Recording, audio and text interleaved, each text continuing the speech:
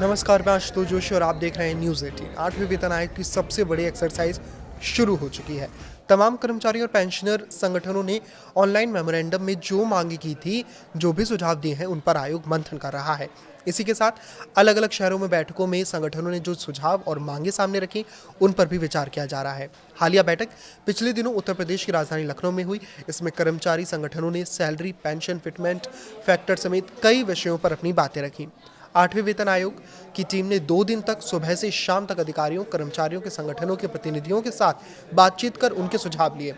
इसमें संगठनों ने वेतन, पेंशन, भत्तों के साथ ही जो वार्षिक वेतन वृद्धि है उसको लेकर अनुग्रह राशि बढ़ाने जैसी कई मांगे रखी। तो ऐसे में जानते हैं कि 8वें वेतन आयोग की हालिया मीटिंग में क्या क्या हुआ।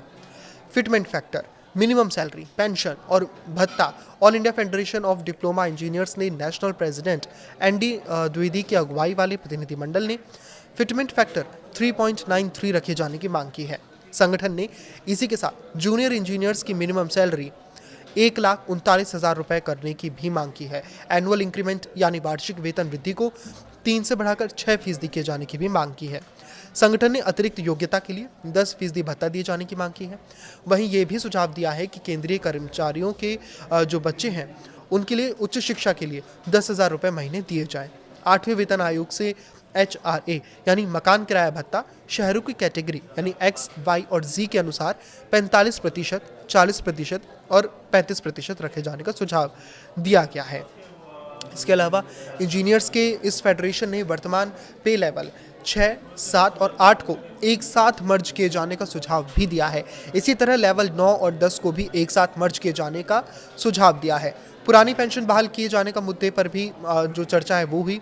घर बनाने को 2 करोड़ तक, गाड़ी के लिए 15 लाख एडवांस मिले, ये उनकी मांग है। केंद्रीय कर्मचारियों को नया घर खरीदना हो या फिर घर बनवाना हो, इसके लिए संगठन ने मांग की है कि उन्हें एडवांस के तौर पर ज़्यादातर 2 करोड़ रुपए दिए जाए। वहीं कार खरीदने के लिए भी एडवांस यानी अग्रिम के तौर पर मैक्सिमम लिमिट 15 लाख रुपए किए जाने की मांग की गई है। छुट्टियों के मामलों में क्या मांगे रखी गई हैं कि कर्मचारियों के लिए लीव पॉलिसी में भी बदलाव का सुझाव है। इसमें इमरजेंसी लीव यानी आकस्मिक अवकाश 15 दिन का करने की मांग की है। वहीं अर्जित अवकाश यानी कि अर्न्ड लीव की सीमा 300 से बढ़ाकर 600 दिन किए जाने की भी मांग है। साथ ही मातृत्व अवकाश यानी मैटरनिटी लीव उसको 240 दिन के साथ ही 45 दिन का पितृत्व अवकाश के प्रावधान रखने का भी सुझाव दिया गया है। कर्मचारी के निधन पर परिवार को मिले 2 करोड़। संगठन ने बैठक में सुझाव दिया कि ड्यूटी के दौरान अगर किसी कर्मचारी का निधन हो जाता है तो उसके परिवार को आश्रित को, जो भी उसके परिवार में आश्रित हो, उसको दी जाने वाली अनुग्रह राशि की अधिकतम 25 लाख रुपए को बढ़ाकर सीधा 2 करोड़ रुपए कर देना चाहिए। वहीं कार खरीदने के लिए भी एडवांस यानी अग्रिम के तौर पर मैक्सिमम लिमिट 15 लाख रुपए किए जाने की मांग की गई है, जो हम पहले ही बता चुके हैं। छुट्टियों के मामलों में जो तमाम मांगे की जा रही हैं कि कर्मचारियों के लिए लीव पॉलिसी में भी बदलाव है। इसमें इमरजेंसी लीव आकस्मिक अवकाश यानी कि 15 दिन का करने की मांग रखी गई है और अर्न लीव 300 से बढ़ाकर 600 किए जाने के साथ ही जो पितृत्व अवकाश है उसको दिए जाने का भी सुझाव है। तो संगठन ने बैठक में सुझाव ये दिया है कि ड्यूटी के दौरान अगर कोई मर भी जाता है या उसका किसी तरह से निधन हो जाता है तो 25 लाख रुपए को बढ़ाकर अब 2 करोड़ कर दिया जाए। और ग्रेच्युटी की लिमिट पर भी क्या बातें हुई उसकी बात करें तो LTC सुविधा में 4 साल में 1 बार देश में, जबकि पूरे सेवा काल में 2 बार अंतर्राष्ट्रीय सुविधा दिए जाने का सुझाव दिया गया है। प्रमोशन के मुद्दे पर संगठन ने 6 साल, 12 साल, 18 साल, 24 साल और 30 साल की सेवा अवधि पर 5 बार प्रोन्नति देने की मांग की है। वहीं दूसरी ओर ग्रेच्युटी की मैक्सिमम लिमिट 75 लाख रुपए किए जाने का सुझाव दिया है।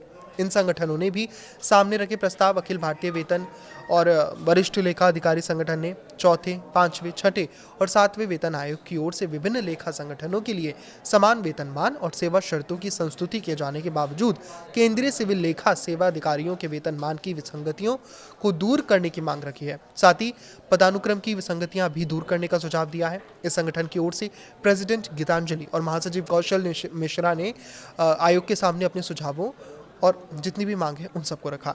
दूसरी ओर allied health professional directorate of ordnance factory hospital association भी इन बैठकों में शामिल हुआ। इसके प्रेसिडेंट कौशल श्रीवास्तव की अगुवाई में प्रतिनिधिमंडल ने सैलरी और भत्ते बढ़ाए जाने को लेकर अपनी बात रखी है। इस पर आपकी क्या राय है हमें कमेंट करके जरूर बताएं। लाइक करें, शेयर करें और इसी तरह जुड़े रहें। नमस्कार।